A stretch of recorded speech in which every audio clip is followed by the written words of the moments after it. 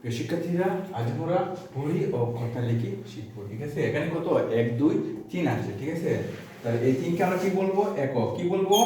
একক। হ্যাঁ, একক। তাহলে কত আছে? 3। তাহলে এই দুইকে আমরা কি বলবো? কি বলবো? দশক। কি বলবো?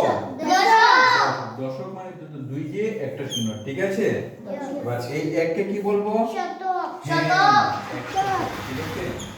তাহলে এক দিয়ে কয়টা শূন্য হবে? এবার দুইটা হবে। এক দিয়ে দুইটা। ঠিক আছে, তাহলে বলে হয়ে গেল। তাহলে কত হবে? এবার কথা লিখি। কত হবে? একশত কত হবে? 123। বুঝতে পারছো তোমরা? হ্যাঁ, এখানে 100 আর এখানে 20 আর 3 যোগ করলে কত হয়ে যায়? 23 হয়ে যায়। তাহলে 123। বুঝতে পারছো? ওকে, তাহলে বুঝতে পেরে তোমাদেরকে ধন্যবাদ।